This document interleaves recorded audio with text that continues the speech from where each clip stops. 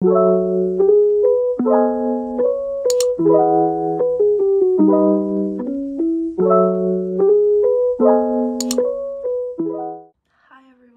For today's video, I thought I would film a video about my university grades because I never even thought about this, but I just got like most of my results for the end of the year, and last year I was doing really badly.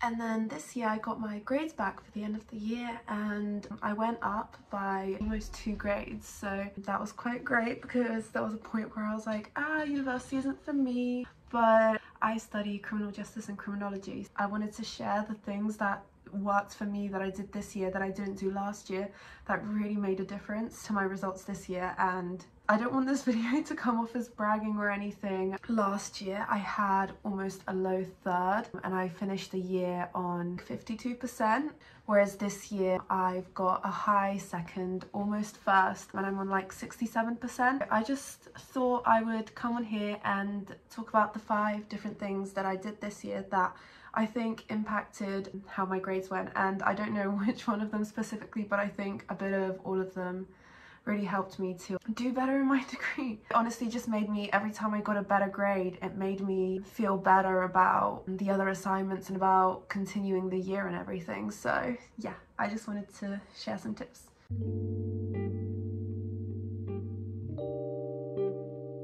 So the first tip that really made a difference, that lecturers literally tell you, is to go to every single lecture and seminar. Well, at least for my subject there was seminars, but I know for a lot of subjects there isn't any seminars.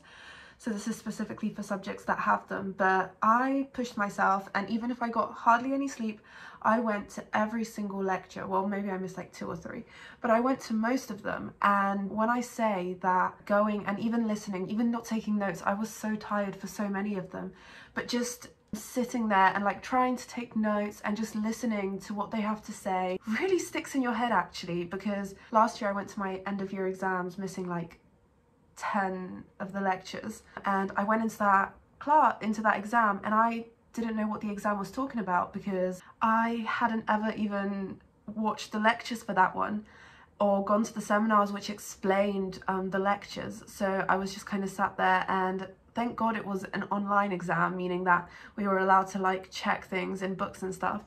But it took a really long time because I didn't know what it was talking about. Whereas if you'd at least gone and watched them, then I had a much better idea. So when I did my exams this year, I knew what the questions were talking about. So I went to do like a little recap, but from the top of my head, I already knew what it was talking about, and it wasn't like a big surprise to me in the exam, which honestly seems quite obvious, but it made such a difference because whenever I was writing essays and stuff, because I a lot of the time leave them till last minute, it meant that I knew what I was writing about, so that was quite nice. And going to the seminars, they explain it, and when something is explained to the point where you really understand it, then it sticks in your head even more, and every lecture and seminar builds on from the last lecture and seminar. So it meant that you were just expanding on your knowledge, whereas otherwise you just had random gaps and nothing made sense and nothing fit in. Also, talking from experience, if you tell yourself that you'll watch the lectures later, you probably won't. That's what I told myself a lot of the time when I missed the lectures last year, and I didn't go because of like anxiety and a lot of stuff was going on last year. I didn't go, and then I kept telling myself that, oh, it's fine if I miss another one because I'll just watch them back. The only thing is maybe you will watch them back, but you'll have like 10 hours worth of lectures to watch back because you get into this cycle of kind of leaving it till later, and you have so much, and then it doesn't fit in with like the stuff you did last week, and you get confused about where you are and like what this is even about, and then you miss the seminar, or you try and go to the seminar but you don't know what the seminar is going to be talking about because you haven't seen the lecture, and you will not watch it back. You'll read like a summary or something, and it will just make the work so much harder, especially because a lot of modules are like for coursework, because my degree is very much coursework based. It's like putting all the work you've done together and then doing like a piece of work on it, but then like if you leave it to the last minute like I do a lot of the time, you'll end up like panicking, and like you're not going to be able to watch 10 lectures in one night, so it will be really difficult to do. So I really recommend go to all the lectures, go to all the seminars, just if you can, go to every single one of them, and you will thank yourself when it comes to catch up and exams and everything, because it will stick to your head. It really will stick, especially if you go to the live ones. I know because of the pandemic that hasn't been an option. When I went to the live ones, like, you wouldn't sit on your phone because obviously there was someone at the front like looking at everyone, and in seminars you get asked questions, so like you almost have to know what you have to be prepared, because you might get picked on, and that's really awkward for me. So yeah, it's just go to the lectures, go to the seminars, and it really will help.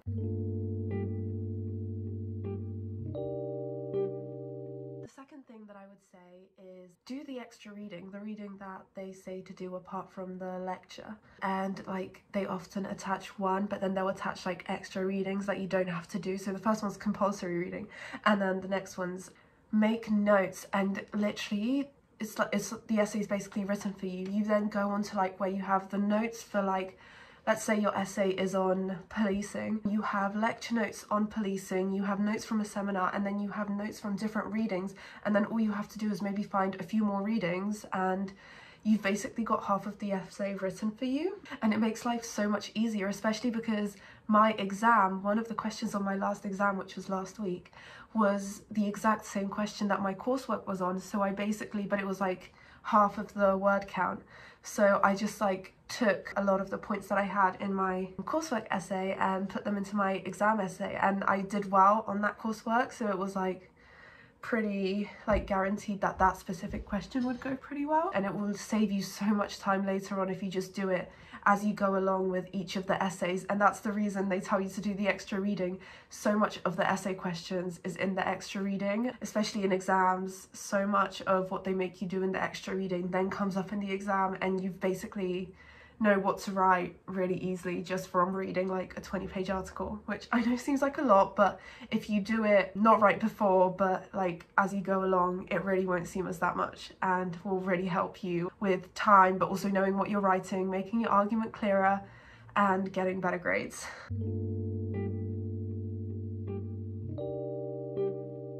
The third point I'm gonna make is that don't leave things to the night before.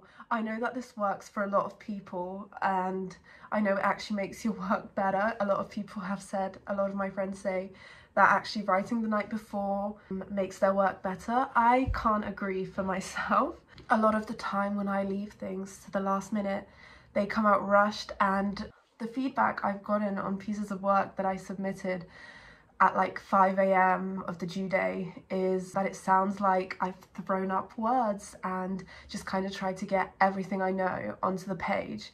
And what I would do is I would literally leave the research and everything to the last night. So I would be writing the essay as I was researching and as I was planning what I was going to write.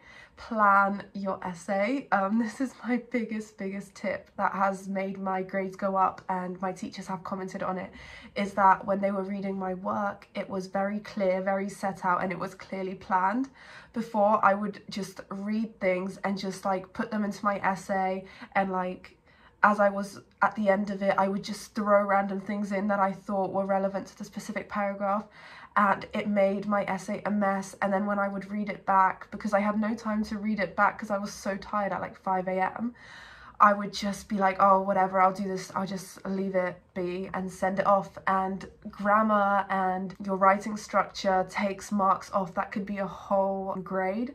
So planning your essay has made such a difference. Since I started planning my essays, my grades have gone up so much. I think that might have been the biggest thing that has helped me make my arguments clear and everything, because in university essays, a lot of the time you don't need to even be using really just fancy professional language. All you need is for your argument to be clear, grammatically correct, and like correct referencing and everything. And once you've got all that, you're making the right points and like actual things, and you're referencing it, then you're going to get the marks and the essay is going to go well. So I really recommend that, because that has been my biggest comment on all the work that I've done much better on, is that it's clear that I've been planning before and doing a lot of the research. Apart from planning, they also said that I read a lot around the subject, which I wasn't doing before. I would just find the bare minimum that they requested and I just write my essay from that, and I wouldn't read the full text. I would just read like the first page, find a quote, just like, okay, that's it. But when you read the whole text, it gives you so much more, and it literally makes your points for you, and you don't have to like be thinking about them. So I really, really recommend.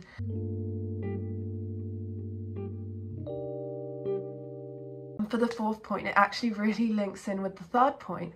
A lot of universities have a service where you make an appointment. They're only like 15 to half an hour, and you go in with your piece of work, coursework, not exams, but like you go in with the piece of coursework, a few paragraphs or anything, and they give you tips. They don't rewrite it for you or anything, but they give you tips on what's like going wrong with your essays and what you need to do to improve to get those higher grades. The first essay I wrote after that, I got my first ever first. So it really helped someone to like go over your work, or if you have like a friend or family member that will read your work for you before you submit it, that can also be really useful, because they're going to see things that you're probably not going to see, especially if you're doing it last minute. So helpful to get someone to read it through for you, because they're not attached to the work. They're gonna see all the errors that you, maybe not all of them, but like a lot of the errors that you would not have seen.